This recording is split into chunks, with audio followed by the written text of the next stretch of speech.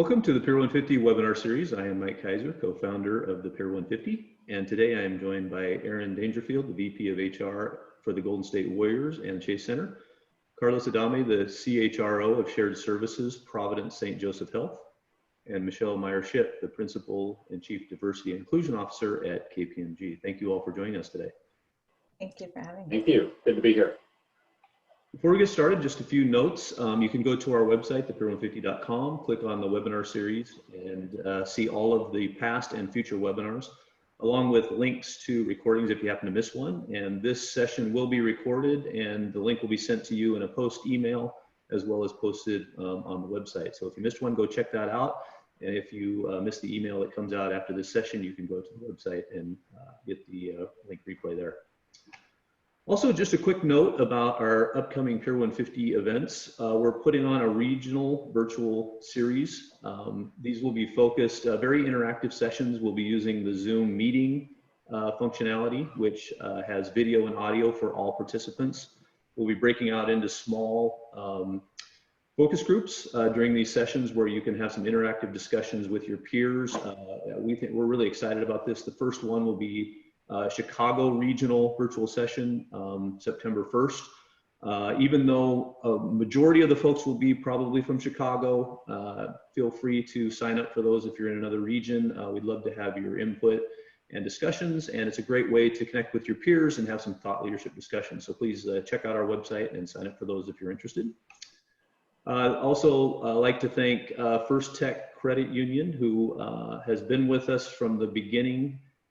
We really appreciate their support in putting on this webinar series and allowing us to keep this going. It's been a great series of sessions that we started, I want to say back in April. So again, thank you, First Tech, for your continued support. Finally, just a quick note on the Zoom platform. There's a Q&A panel. Please, if you have a question, put that into the question and answer section. You can also upvote those questions. If you see one that you would like answered, those will bubble to the top, and I will get to as many of those as possible with the panel. So thank you all again for joining us, and I thought we'd just kick it off with just a quick introduction of yourself, a little bit about your company role and background. And Carlos, let's start with you. Absolutely. Thank you, Mike. Carlos Adame. I'm blessed to work at Providence St. Joseph Health, which is the third largest nonprofit health system in the United States. I'm responsible for all of the shared services, which we call it shared services. Many companies would call it corporate functions, and have been here for about 2.5 years. I do have mostly healthcare in my background, HR leadership. I was at United Healthcare, which gave me some insurance background, and then I was the VP of HR and CHRO at Ultimate Health Services, which gave me the ambulatory care, and now I have the acute. So I've made the full cycle of health. Couldn't be here. Thank you, Carlos. Erin. Yeah, I'm Erin Dangerfield. I'm the VP of HR at the Golden State Warriors and Chase Center. That also includes the Santa Cruz Warriors, our G League team, and our esports teams. So we have some teams in Southern California and in the Bay Area. And I have a background that spanned, I've been in HR for a long time, and I actually started in community development and marketing in the financial sector before moving into HR. I've worked in nonprofits, agriculture, asset holding and management. Most recently, I worked in distribution at Alcal Industries, overseeing HR and also some internal services departments before coming to the Warriors. I've been with the team for about 18 months, so it's the end of my second season, and the first time I've worked in sports and entertainment. There's a lot that's very similar to other industries and a lot that's different. So it's been an interesting journey. Thank you, Erin. Michelle. Yes, hi everybody. Thanks for having me. My name is Michelle Meyer-Ship, and I'm currently the Chief Diversity and Inclusion Officer at KPMG. I have a background as an employment lawyer, and I've worked in corporate America, I've worked in state government, and through all of that have supported all aspects of HR from an employment law perspective. And I transitioned to diversity leadership about 9 years ago. So it's been a really great ride. And in about 4 weeks, I'm going to become the Chief People and Cultural Officer for Major League Baseball. So it's just been a great career. I'm having a great time helping and supporting people and driving change. And I'm really happy to be here today. So thanks, Mike, for having me. Thank you, Michelle. So diversity, inclusion, and equity, I probably couldn't get a better topic timing-wise, right, about what's going on in the world. So I wanted to start off by getting a little bit of perspective of what you're doing within your organization as far as your diversity and inclusion initiatives. And also, as part of this kind of two-part question, what are you doing today, and has that changed in the past 6 months? Are there initiatives that you're looking at because of the focus that might be on diversity and inclusion and equity right now? Or is it, hey, kind of business as usual? We had these initiatives, we felt they were sufficient, and we're moving forward with those. So Carlos, let's start with you on that topic. Absolutely. Diversity, equity, inclusion has been a part of our DNA from day one. We're a 165-year-old organization and the largest woman started organization in the United States. But even with a mission statement and values that support justice and equity for all, we have put a task force together to make sure that we are doing everything, and both internally within our organization. We have 120,000 caregivers. We call our employees caregivers, but also in tackling health disparities, and in particular health equity. We just announced a major initiative to invest $50 million in underserved communities to ensure that we're targeting the most needy.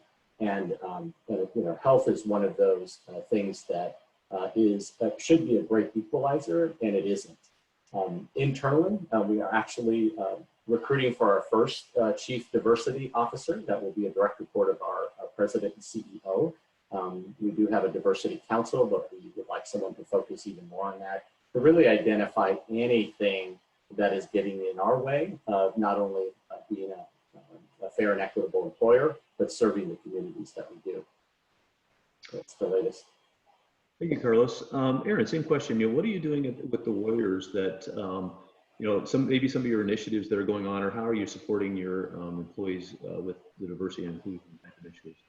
Yeah, so diversity, equity, and inclusion has always been a big part of the Warriors externally and internally. So we were doing a lot before, many of the recent events. But we realized there was a need for a renewed focus. And our two members of our ownership group, Joe Lacob and Peter Guber, came out with a statement following the murder of George Floyd saying, we'll use our feet, tongue, heart, and wallet to address racial injustice. And so we've taken those words and really turned it into our 4 pillars for how we move forward. We've changed tongue to voice because we think it sounds a little bit better. And so we have a cross-functional group of employees from all different parts of the organization, corporate partnerships, our community foundation, public relations, HR, who get together to talk about the plan that we're going to have moving forward. And this is really a way that we think we can help sustain some of the action that we're taking. So HR owns Heart because it's all of our internal efforts. So I'm very involved in all of those things, and there's focus areas under that. But we're meeting all the time, we're aligning, we're figuring out how we can support each other. And if anybody actually wants to read about our framework, we released it publicly last week. So I think our LinkedIn page, we posted about the end of last week. So you can go on and take a look at those 4 pillars and see some of the actions that we've taken immediately in response to the murder of George Floyd and the Black Lives Matter movement. But this is an ongoing program for us. Thank you, Aaron. Michelle, same question. What are you doing at KPMG as far as the diversity and inclusion initiatives? Yeah, sure. So to answer the first part of your question, we have had a diversity and inclusion program and platform for over a decade, just like Aaron and Carlos described. So we had work in place, and the work that we had placed was aligned to 3 pillars. It's funny, Aaron, hearing you talk about the pillars because they're very similar. So our technical pillars are called workforce, workplace, and marketplace.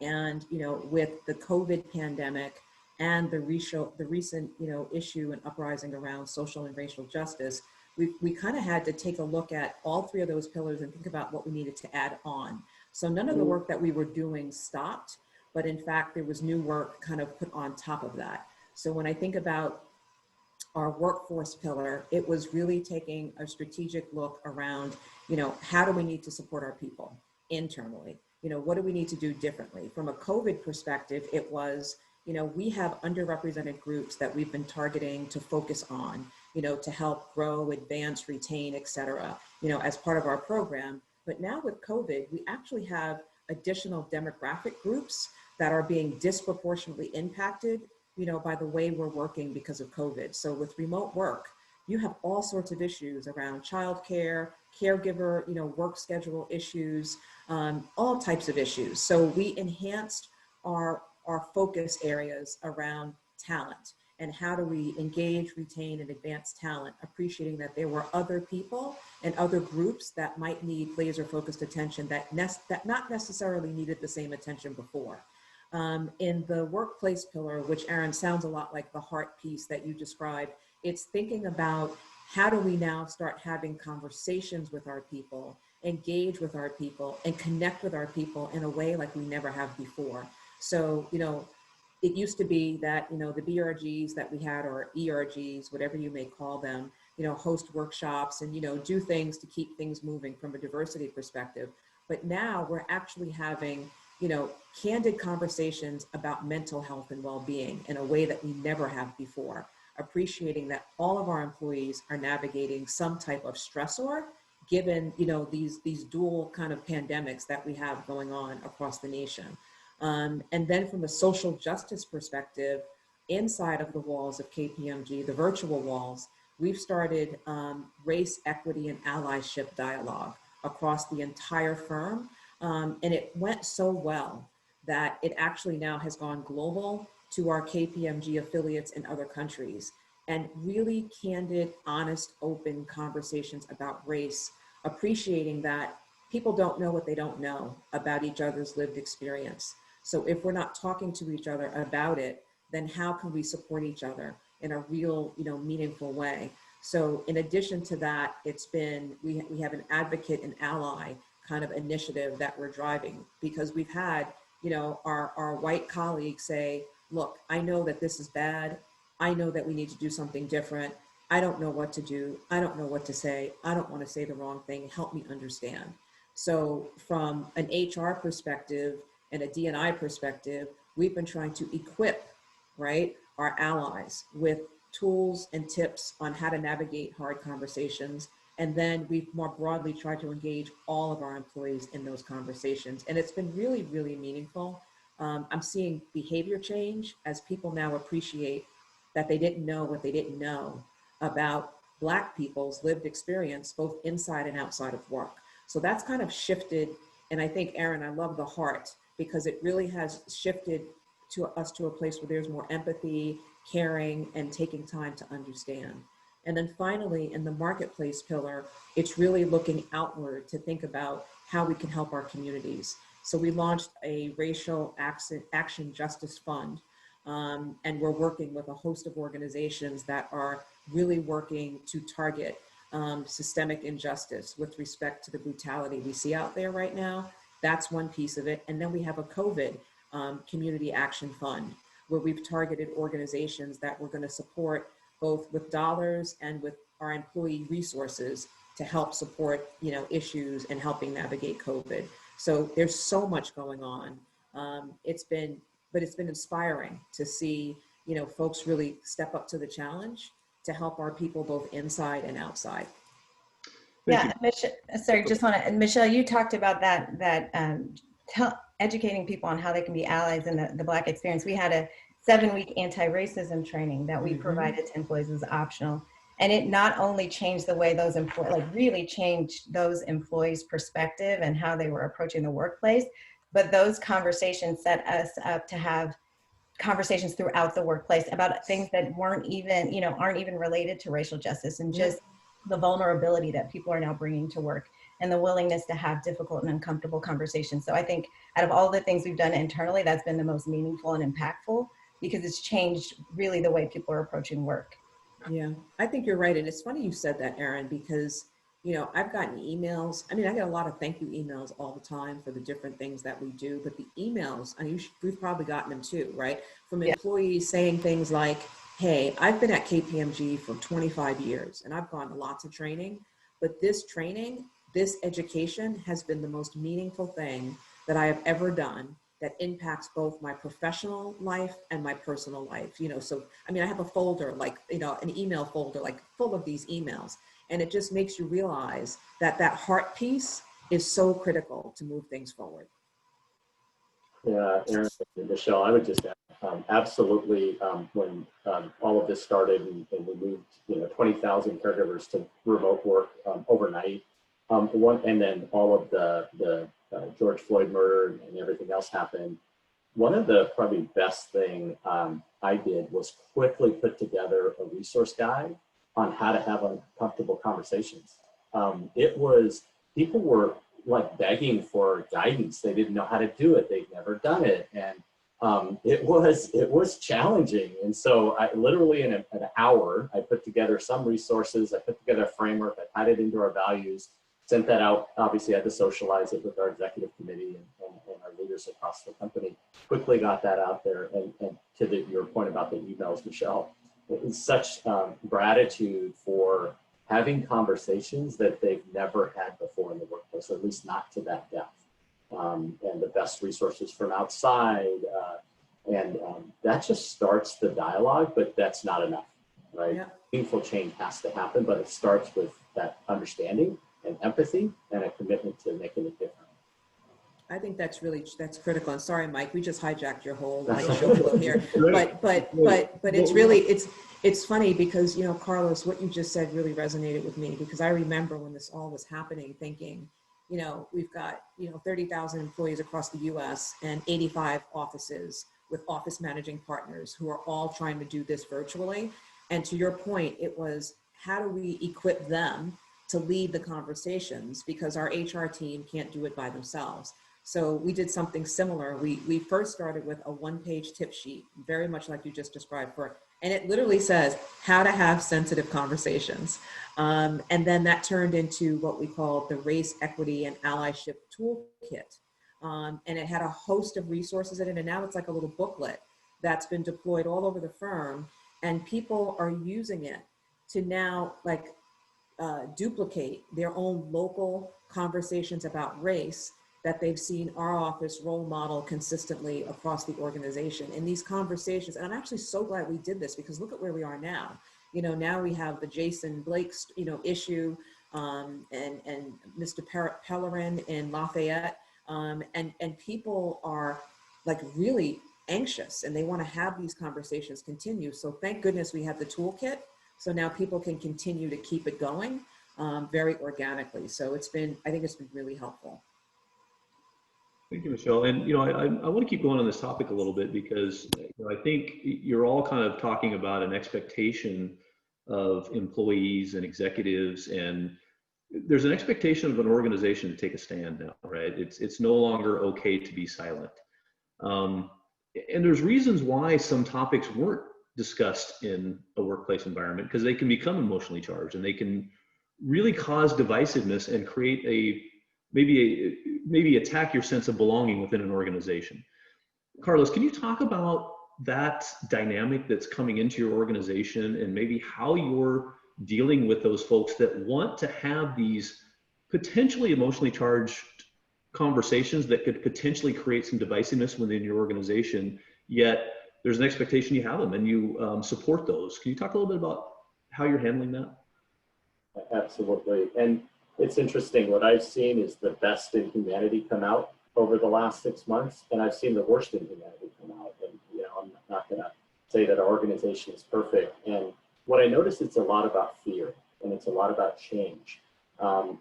Many people want to help, and I think I can't remember if it was Aaron or Michelle said, I don't know how. Help me figure out how I can be part of the solution. The biggest concern or resistance has been, don't make this political, right? We're a faith-based organization, yet we hire from all walks of life, all faiths, no faiths. And we're having people that are very resistant and say, this is a political discussion, should not have a place in the workplace, and we should not have this conversation. Well, there may be a political element to these uncomfortable conversations. To us, we get back to our values of social justice, care, compassion, empathy. That's really what this is about, is fairness. There may be a political aspect. So we had to train our leaders on how not to make it political, but how to handle that question if it came up or in any way, shape, or form. And I think we've done a good job. We've heard a lot of positive feedback that this is the first time I've had this type of conversation on the job, and I'm inspired and moved by it. and am going to take action, because I think that's the biggest change I see. I get asked this question a lot, not just from my colleagues, but from people outside our company, is what is different this time? And what I see is there's many people that were in that middle ground of a bell curve that I'm not racist, I don't treat people badly, but I'm not an anti-racist. I'm not an advocate for change. I'm just sitting there silently on the sidelines, not trying to do bad. And what I notice is that middle group has really become more vocal, more active, and an inspiration for many. And I just say, I think we've had a tipping point, and I hope it continues. And I will be part of that effort to make sure it keeps going, to make meaningful change so that it is a fair and equitable society we have. Thanks, Carlos. Aaron, the same question about how you're dealing with those difficult topics and conversations within the Warriors. Yeah. So, I mean, I think we approach racial and social justice issues as human rights issues. They're not political, and as such, they are not controversial. And so we expect employees to come to work and conduct themselves with a shared understanding that racism, sexism, ageism, all these isms exist. They are wrong, and we need to do everything we can to root them out of society, our community, and our workplace. If we can come to work with that shared understanding that all people should be treated with dignity and respect, there are a lot of things we can talk about. I think that the number of things that you can't talk about kind of demonstrates how unhealthy the organization actually is, because you're hiding and covering up all of these things. And the reality is there's always been people who are uncomfortable at work. Now we have people who are uncomfortable that we're talking about why those other people were uncomfortable. So I think you're never going to get away from someone being uncomfortable. But we take a stand, and we go a lot farther than a lot of other organizations. And not all of our employees have always agreed with us. And we've tried to listen. If you set up a situation where people feel trust and feel like they can share their opinions, and we have that base understanding of respect and dignity, then we open those kinds of, we're open to those kinds of things. And I think we've created an environment where people feel comfortable voicing that. So we've tried to address people's concerns. We brought in the San Francisco police chief to talk about his experience, both as a Black man and as a police officer, and his thoughts about what has been going on. I've had employees talk to me about our support of the repeal of affirmative action in California. The sports teams in the Bay Area have gotten together in support of it, and not everyone agrees with it. But I had an employee say, I don't agree with this, but I appreciate the organization always takes a stand. And so I think when organizations are kind of wishy-washy and trying to please too many constituents, they actually do a worse job because they don't please anyone. We know that not everyone's going to agree with us, but we welcome open dialogue that's rooted in respect. Thanks, Aaron. Michelle, same question at KPMG is how you're handling those conversations and topics. Yeah, I love that. I love everything that Carlos and Aaron just said, and I wholeheartedly agree. And I think, one of the things that you said, Carlos, that really hit me like straight on is what the tie back to values. Constantly linking the conversation back to values. And as you said what you said, I was thinking about a conversation I had just yesterday, and I said to a leader, I said, remember, link back to our values, right? So our values, we have 5 key core values, right? So it's excellence, integrity, courage, and together for better. So all of this is embodied in kind of each of those buckets. So we tie it back to that. Now, in the actual conversations, there's kind of a joke across the firm, and a tagline, everybody uses the Michelle tagline, which is whenever we start one of these conversations, the tagline is, get comfortable being uncomfortable. Like, this is supposed to be uncomfortable. If you're not uncomfortable, then you're probably actually not engaged enough. So we've kind of try to take away the defense mechanisms, right? And the walls by just saying, look, we know this is hard. We know that, this is not a conversation we've had in the past in the normal course. Let's all just agree to get comfortable being uncomfortable. Let's assume a positive intent, and let's agree that from time to time, something may come out wrong. And literally in our toolkit, like like we say, stick to the values, focus on our values. And these are some guiding principles that we need to keep in mind as we go through the conversation. And you'll literally hear these conversations happening. And someone will say, yeah, that feels really uncomfortable, but is it okay to say? And I'm like, yeah, let's do it. Or something will come out wrong and someone will go, well, I know that was not your intent. So let me just help you understand how you might say that differently next time. So as a result of that, what's starting to happen now is even after these conversations are over and people are sitting in like core work meetings, or we're sitting in talent meetings, and issues are coming up around people and stretch assignments, promotions, and things like that, people are now using this very language to call each other out on who they're missing, where bias might be showing up, where somebody else might be, it might be someone else's turn for opportunity that we missed. So it's now trickling out of the realm of the conversation about social justice, and we're actually getting comfortable being uncomfortable, challenging each other on the decisions we're making internally with respect to equity for our people. So it's just been fascinating to watch. But that's the approach we've taken to guide the conversations. Thanks, Michelle. And Carlos, Michelle brings up some really good points about, employees and, you're as an organization, and I think I termed it all to you in kind of our pre-conversations as thought diversity, where you want, within your organization, you want a lot of different beliefs and thoughts out there so that you can understand everybody's perspective. The world and some of these topics are very polarized, right? And so employees may not feel comfortable expressing their views or thoughts, especially if it maybe doesn't fully align with the company's goals and objectives as stated.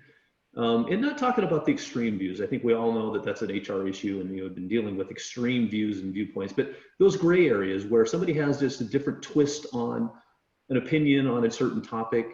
Can you talk about how you're trying to encourage folks to go ahead and express your opinion? You won't be penalized for it. You won't be ridiculed for it. The person has a sense of comfort within the organization to be able to view those or say those kinds of views and have the organization benefit from that perspective. Yeah, I mean, first of all, it takes an intentional effort to recruit from different walks of life. We're implementing a lot of technology executives or recruiting a lot of technology executives because obviously it's the backbone of our company. But back to your point about how do you create an environment where people feel comfortable speaking their truth, and that's the way we do it. By the way, Michelle, I use the exact same line. We must be connected deeply. Be comfortable being uncomfortable. In fact, the very first week after George Floyd was murdered, I hosted a conversation with our CIO, about 3,000 caregivers. And that was the first thing I said. And I said, this is the long journey. And so get uncomfortable. And if you're not, we have these resources. Back to your question, Mike. We have a lot of venues. I mean, we're having town halls. We've always had them. The focus has been on justice and social justice and healthcare equity. And so it's quickly shifted to how do we become an advocate and a solution provider to those issues. And there's a lot of venues. I mean, there's those types of venues. We have an anonymous chat where people can either choose to put their name or not put their name. And those questions just pop up and the executive team just answers them directly. Now, we have had a few inappropriate comments, and we just always tell people, keep it civil, keep it respectful. But those have been so few and minor. And I love that the executive team does not shy away from answering the question directly.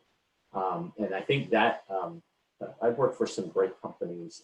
Providence happens to have the most kind, gentle, compassionate environment, and it's probably because of our faith base and our values, but also because we've had the guidance of the Sisters of Providence, Sisters of St. Joe for all these years. That people feel more comfortable than in any environment I've worked for before. There's confidential hotlines. There's the one-to-one conversations. That's why we felt we needed to equip our leaders with the ability to do that. And by the way, the video series, Uncomfortable Conversations with a Black Man, is one of the best. I encourage everybody to YouTube it and watch it. It's a good way to learn some basic things. And we have our annual caregiver experience survey, where people can put comments and we take those seriously and we take action on. So I think there's a lot of ways for people and venues for people to speak their truth. And the most important thing, I mean, we have 92% participation in those, which is off the charts, is because we actually do something with it. We actually address it, we get back, we acknowledge it, we don't not do anything with it, and then take the action that's needed. So I think that's what we're doing. Thank you, Carlos. And Aaron, you alluded to it in your last answer about how you're creating an environment where your employees do feel comfortable speaking up on topics. Can you talk a little bit more about maybe some of the specifics around how you're getting that information, how you're creating that environment?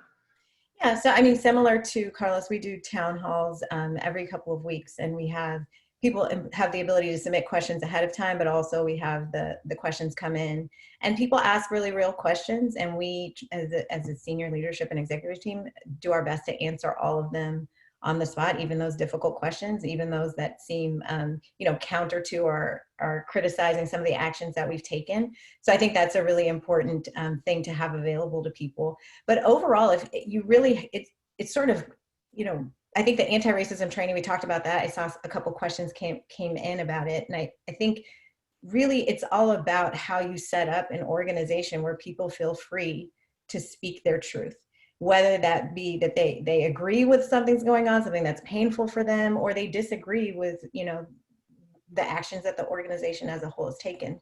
That's not something that comes overnight. It's something that's built over time, having difficult conversations, having people be vulnerable, seeing leaders be vulnerable. We've tried really hard to have our leadership team be out front in sharing their truth when they feel comfortable doing so that other people can see that as a signal that they too can share. We have had our leaders talk about the mistakes that they've made and when they've gotten it wrong or when they didn't notice something was a problem. And that gives other people, the safe space to admit that they too are learning and making mistakes. And so I think it's really just something you build over time by creating a space where people feel comfortable being vulnerable. Thanks, Michelle. Same question about how you're creating that environment where people are comfortable expressing their opinions. Yeah, so it's very, I don't want to be duplicative. So I'll say that everything Erin and Carlos just said is very consistent with what we're doing. I think one of the other things that's been helpful is, we've had a lot of big group forums. So we actually have created some spaces where there are smaller groups that are able to come together. So through our business resource groups, they've worked together and they've worked separately to host courageous conversations is what we call them. And each conversation has a facilitator. There's a member of my I&D team on there. There's a member of the HR team on there. And there's one of the BRG leaders there to kind of guide the conversation. I think the part where it gets dicey is every now and again, we'll have somebody share like a very personal, fact-specific issue that pertains to them. Like we had one call once where somebody just started spewing claims of discrimination, like on the chat.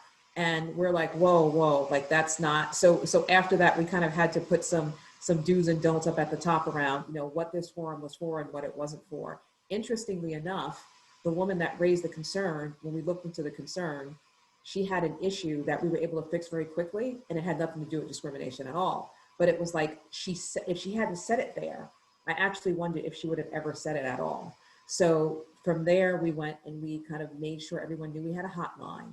We made sure everyone knew we had a question box an email box where you could send questions.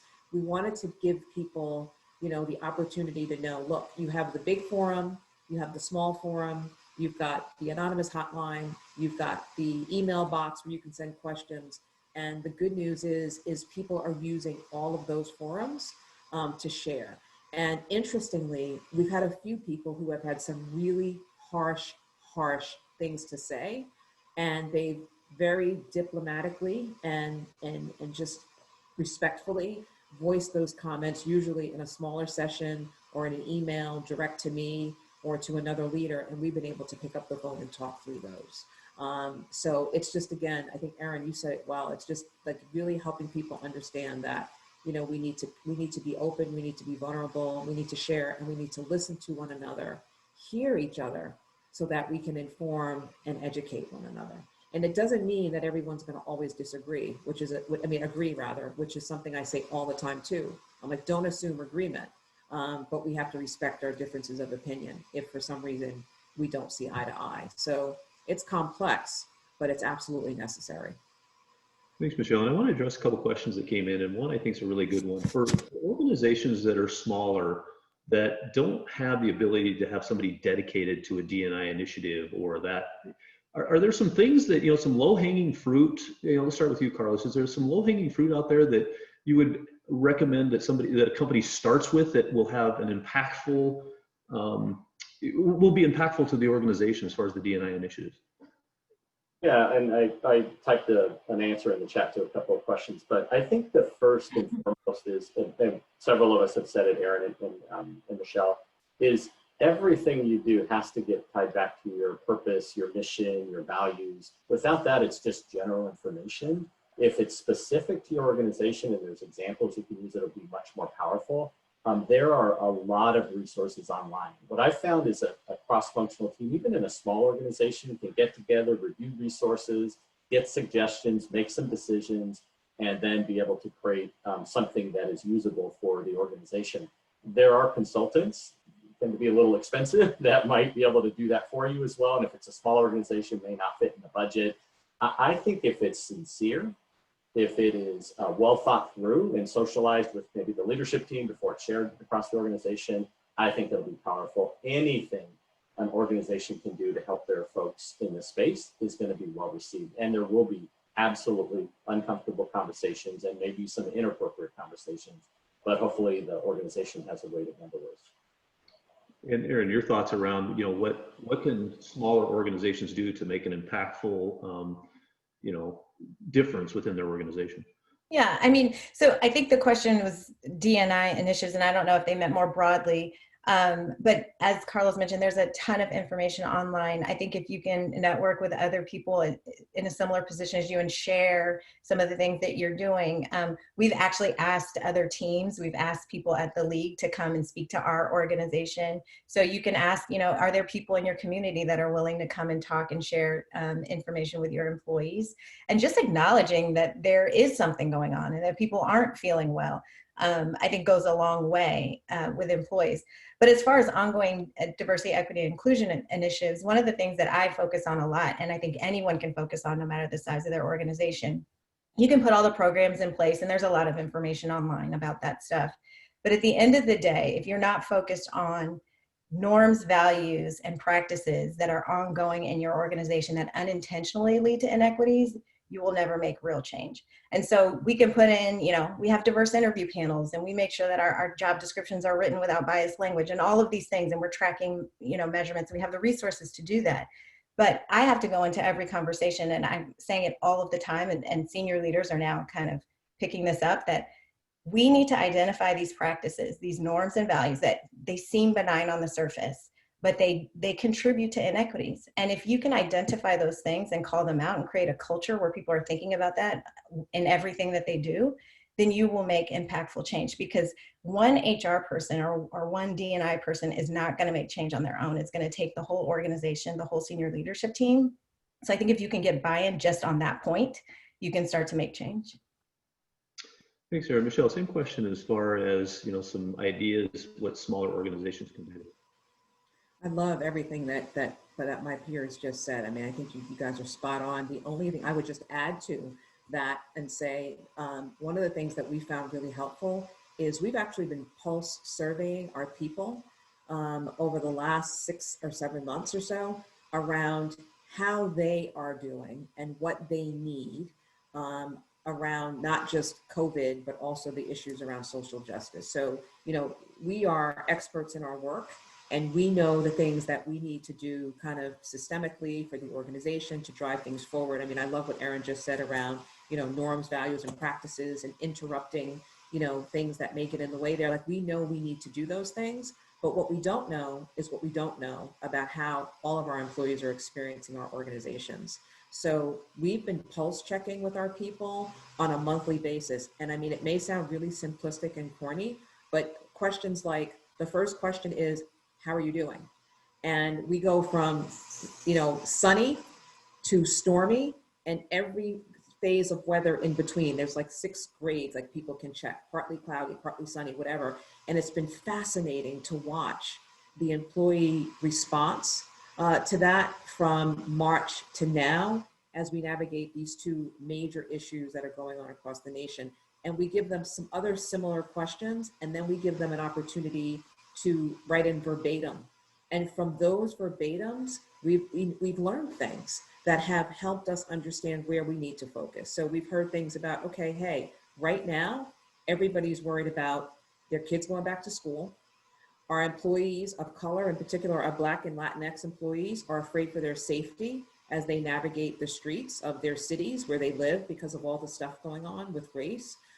So we know what their issues are, and it's helping us understand where we need to focus. So for a small organization that doesn't have a lot of resources and doesn't know where to start, I agree with Erin and Carlos on all the things that they said.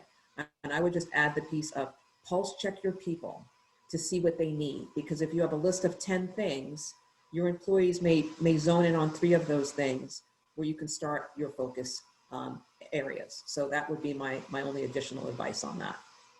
Thanks, Michelle. Carlos, related to a question that came in, but also a topic around, I think it was mentioned a little bit by Erin, is kind of an unintentional bias that may be within your organization. You know, people aren't intentionally looking at things, you know, racially or being biased with certain things, but there may be an unintentional world out there. And, you know, the educational part of that, of maybe an executive team that doesn't really buy into the full narrative of a racial bias, or maybe individual leaders that may think, oh, I'm fine. And I think you mentioned even that bell curve. Can you talk a little bit about the educational side of that you're doing with your executive teams and maybe employees to help with folks that think, hey, I'm fine. But, you know, in a sense, there is something there as far as bias. I think that's absolutely something that we're looking at keenly. Are any barriers? We talk about fair and consistent people practices, which most organizations probably talk about or want. But there are barriers or unintended barriers that happen, right? Where are we recruiting from? Does that give the best opportunities to have a diverse workforce? I will tell you, I was so proud of our executive council. Everyone stepped up. We happen to have a very diverse board and a diverse leadership team with people of color, and it's mostly women. Our white allies were stepping up saying, I want to be part of the solution. I want to be a visible proponent. I want to be an advocate. Help me. There was nobody that shrunk back. So that made me proud to see that level of commitment. And I would just say for everybody on the phone or on this call, it has to start with the CEO. It can't be an HR initiative. It can't be a DE&I initiative. It can't be just some leader in the company. It has to start with a vocal, verbal, and forceful support of the CEO.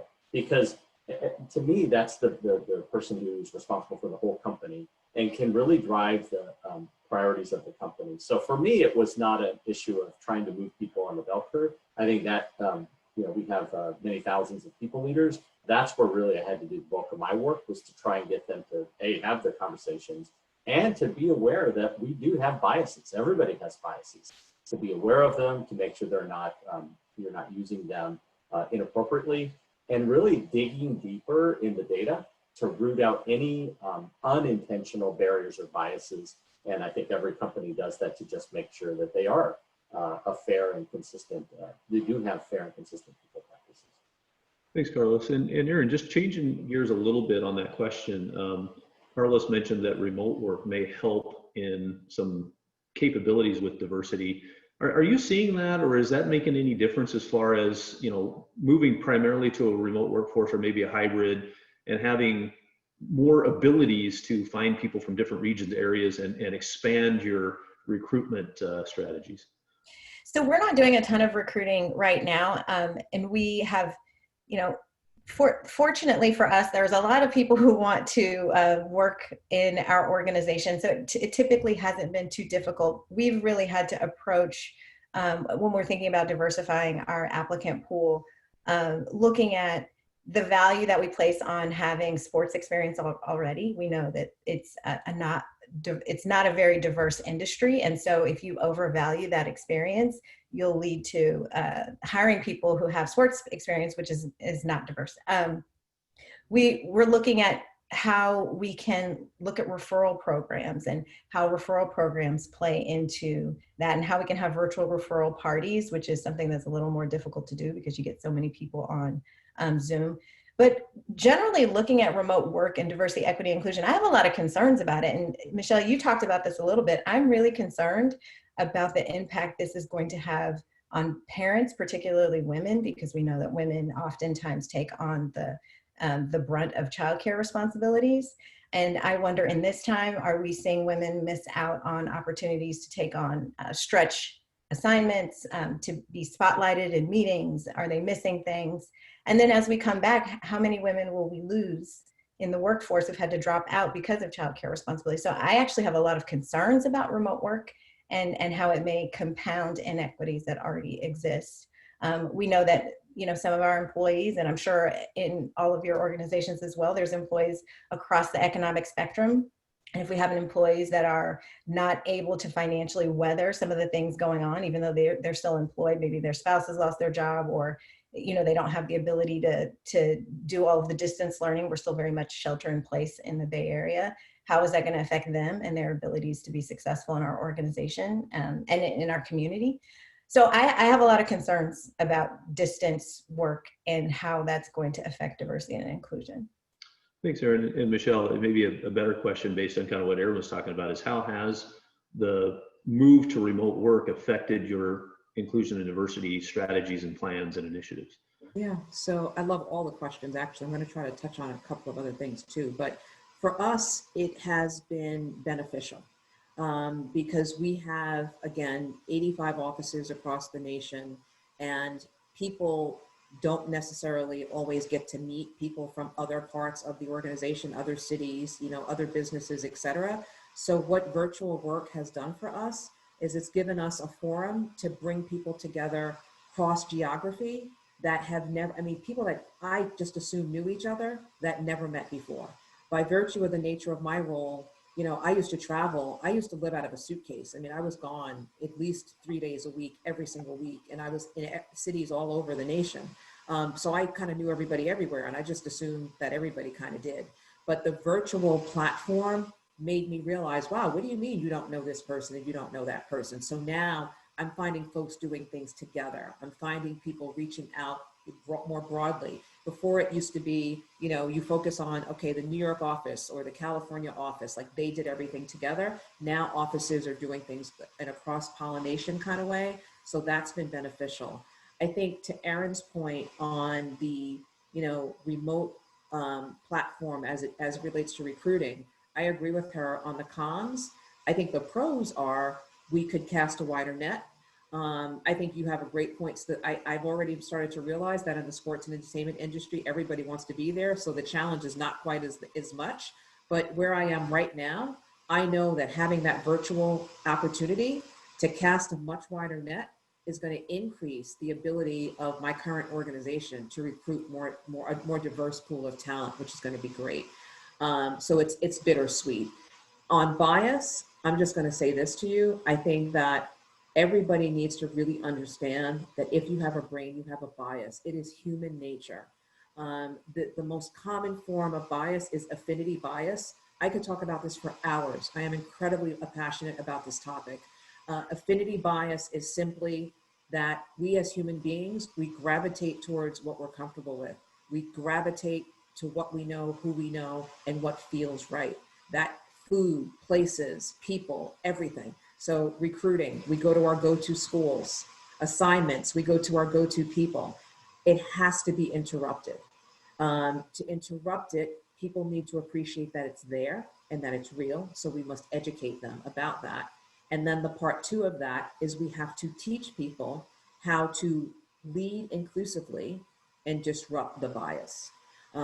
So it's really work that I think is critical. I think every HR organization that has a learning and development platform for their people should embed into that learning curriculum education around unconscious bias awareness and inclusive leadership action.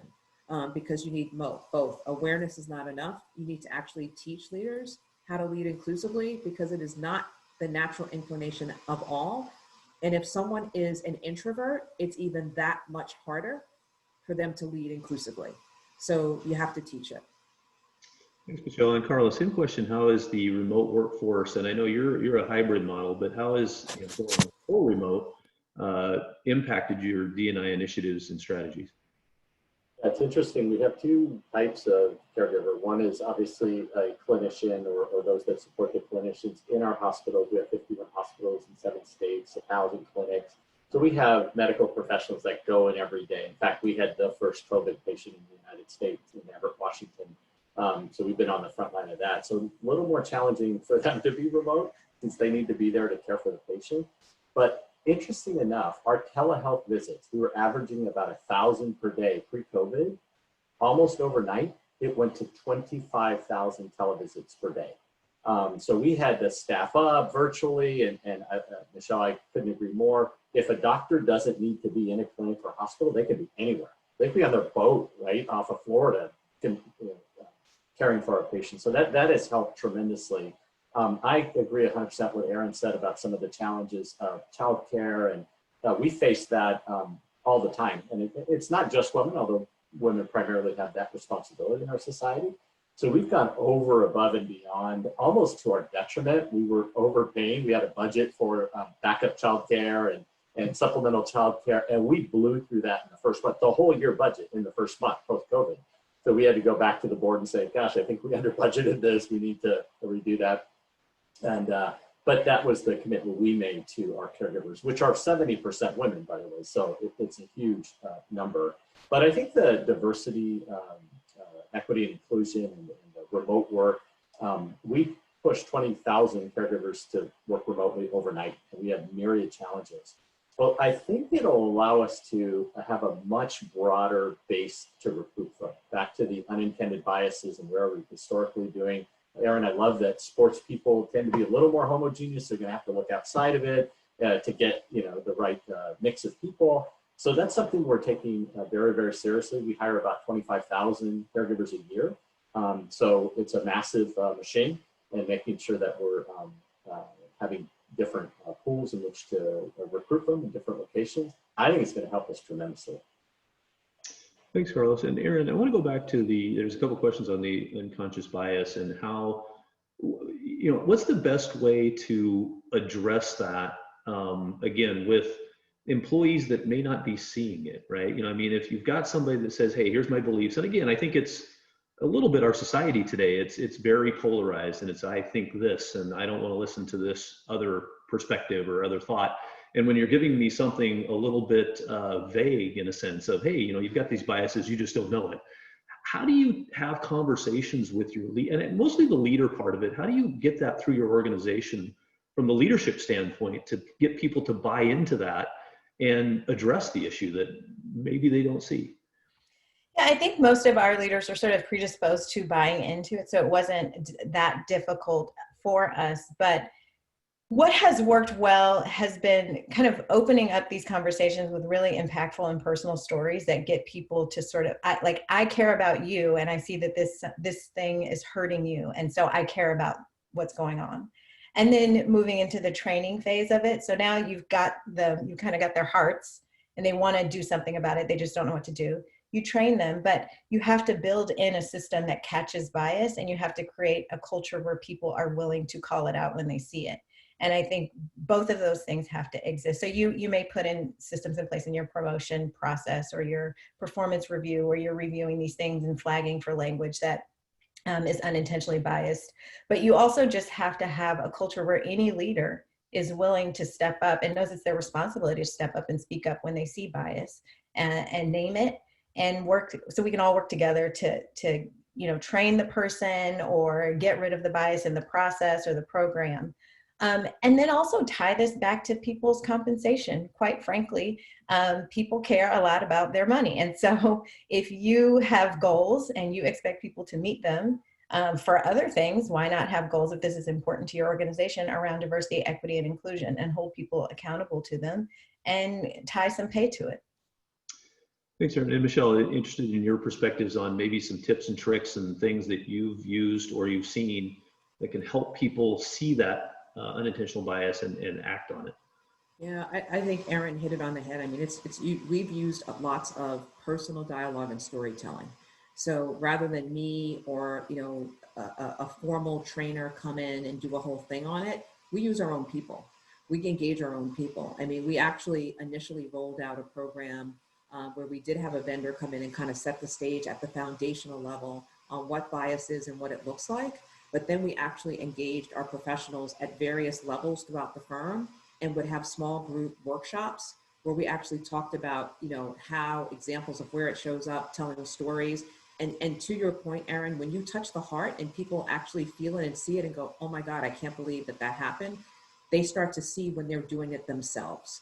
So I think, again, Erin, you hit it spot on. It's you've got to help people see the behaviors and change their behaviors. And then from a technical perspective, you know, we in HR, we have to really work to disrupt our systems and our processes, to put bias interrupters into them. I mean, I just spent 6 months doing a best practices share with a group of other HR leaders and D&I leaders, and we were comparing notes on how do you interrupt bias in your processes. And it was really interesting because we saw that, you know, some organizations focused on interrupting in the recruiting phase, some of us focused on performance management phase, but none of us focused, literally had every piece of the employee life cycle covered from beginning to end. So in the perfect world, you're going to have the behavior change happening, and you're going to have those bias interrupters from a technical perspective happening from recruitment, right, and sourcing all the way through to succession planning, promotion, et cetera, in every single step of that process. That to me would be just like perfect, because then you know that at every point you've got the right behaviors and you've got the interrupters in the system. Thanks, Michelle. And Carlos, interested in any tips you have to help address that unintentional bias within your leadership team. Yeah, I couldn't agree more with what my colleague said about making it intentional awareness, digging into the data. The data will tell you a lot. It's just not random that certain things happen. And I love what you said, Michelle, about the entire caregiver life cycle, like everything from recruiting to development to promotions to RIFs and layoffs and terminations, right? In that process to caregiver relations and challenges like that. We don't have that yet. And I think we're a pretty progressive company. I'm taking that away from this seminar to go back and challenge our team to look at every single step of the process. And by the way, it's not just the people processes, it's the healthcare delivery processes, right? That from intake to care to follow up, et cetera. So I think I've learned a lot from this myself. But what we do is we make sure that we have folks looking in particular areas, and I would agree, we have certain areas of focus, but not the whole life cycle. And I think we just need to broaden that. Can I just quickly say something? Yep. I know we're about to run out of time, but Carlos, you just hit on something that I wanted to pick up on.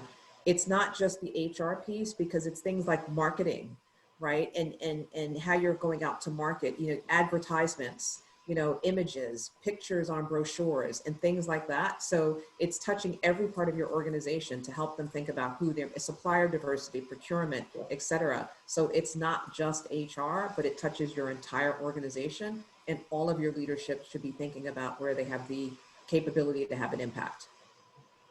Mike, I really wanted to answer this question somebody submitted about addressing other diverse groups. And I think, you know, if you set up a framework where you can have discussions, we have social impact of COVID-19 discussions, we have continuing discussions on racial justice, and we have speaker series. And then we go to our ERGs and we say, this is the framework we have, and we'd love you to participate and work with us to develop programming. And so we've been developing programming on the social impact of COVID and anti-Asian racism, talking about the effects of COVID on working parents, on women, on mental health. And so I think if you have a framework, anybody can participate in that, and you have to invite employees in. And if you have ERGs, that's a great place to start. And if you don't, consider starting them. Employees really, it's been great for our employees during remote work to have that outlet. Thanks, Erin. Well, this is a topic that could definitely go for more than an hour, right? We know this, and maybe we can get you guys all back to have a follow-up session in the future, because it's been to be back. I appreciate all your candid and transparent responses. I think this is what we're looking for with these sessions, and I really appreciate all of you joining us today. Next week we have a session on the 3rd, so please join us with that discussion, and have a great weekend, everybody. And again, Erin, Carlos, and Michelle, thank you once again. Thank you, everybody. Take care. Thanks, everybody. Bye. Bye.